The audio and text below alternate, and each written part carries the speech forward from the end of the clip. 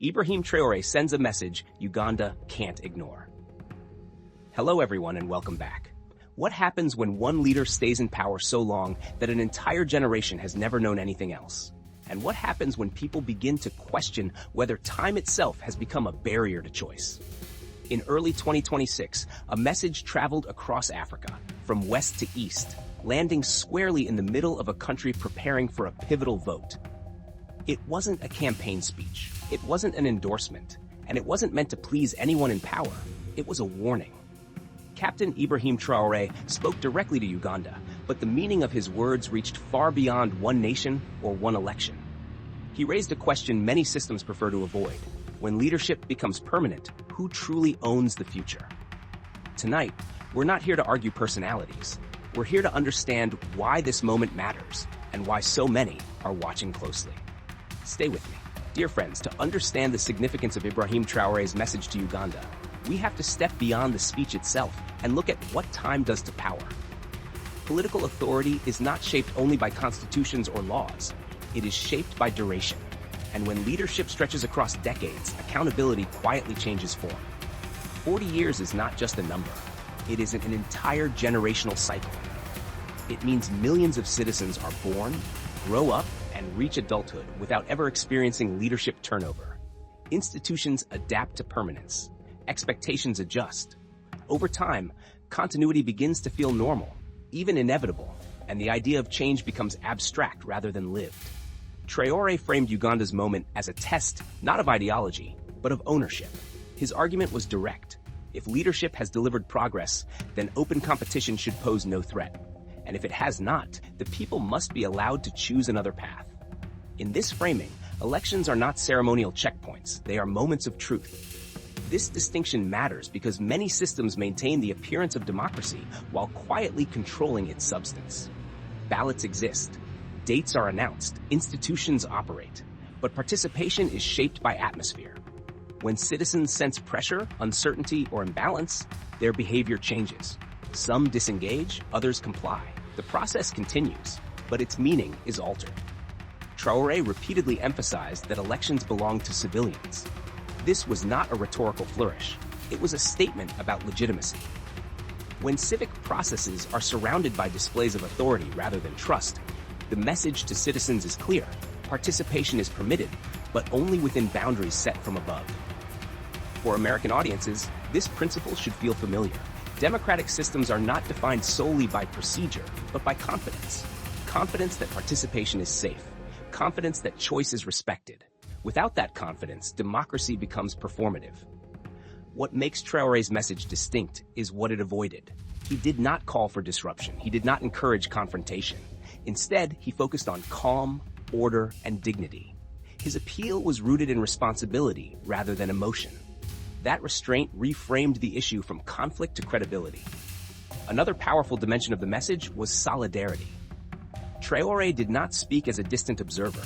He spoke as part of a shared African experience, arguing that political moments in one country echo across borders.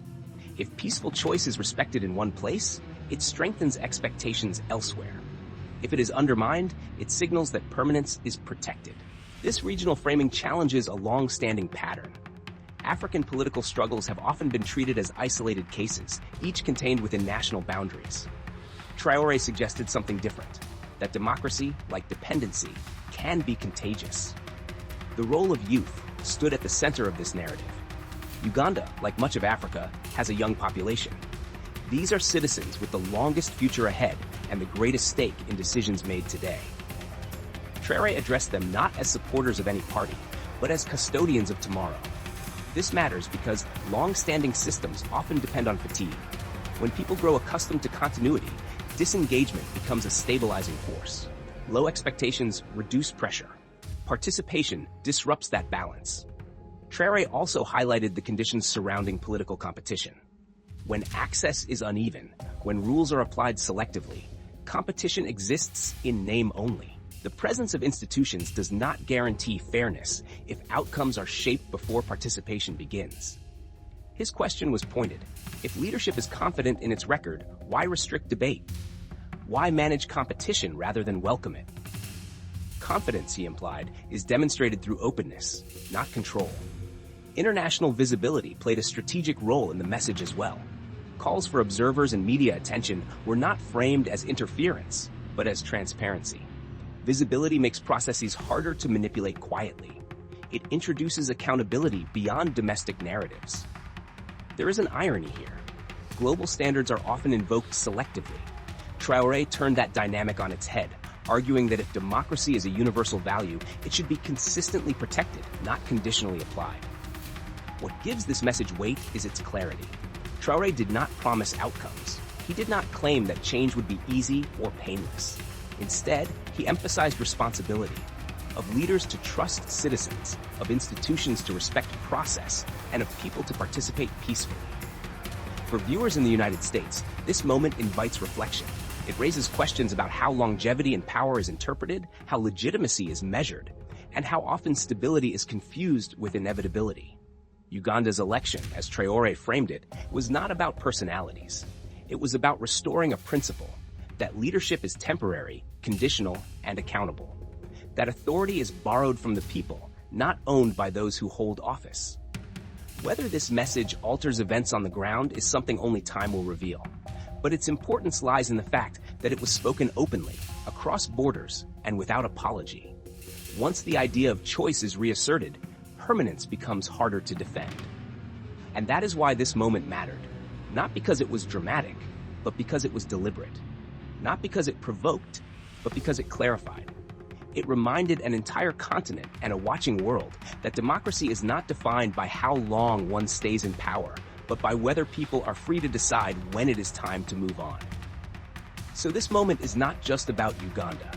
It is about a principle that resonates far beyond one election. Ibrahim Traoré's message challenged a quiet assumption that time in power equals entitlement. He reminded both leaders and citizens that democracy is not a favor granted by the state, but a responsibility carried by the people. The question now is not who will win, but whether choice itself will be respected. Across Africa and beyond, many are watching to see whether peaceful participation is treated as a strength or a threat. Because once citizens believe their voice matters, silence becomes impossible to enforce. This is not a call for chaos. It is a call for dignity. And in a world where permanence often masquerades as stability, that call carries real weight. Thank you for watching.